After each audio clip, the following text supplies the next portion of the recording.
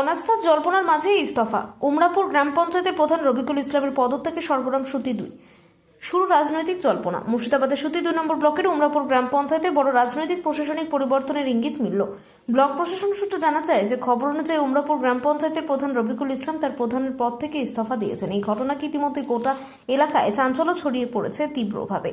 এদিন সাধারণ মানুষের একাংশের দাবি দীর্ঘদিন ধরে চলা রাজনৈতিক টানাপোড়েনের অবসান ঘটিয়ে দ্রুত নতুন প্রধান নির্বাচন করে পঞ্চায়েতে স্বাভাবিক প্রশাসনিক কাজকর্ম শুরু করা হোক, কারণ বিভিন্ন উন্নয়নমূলক প্রকল্প, পরিষেবা এবং সাধারণ মানুষের দৈনন্দিন প্রশাসনিক কাজ যাতে কোনোভাবেই ব্যাহত না হয় সেই দিকে এখন নজর সকলের।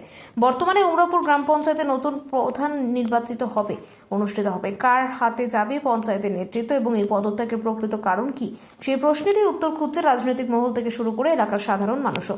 প্রশাসনের পরবর্তী পদক্ষেপের দিকে এখন নজর সবার।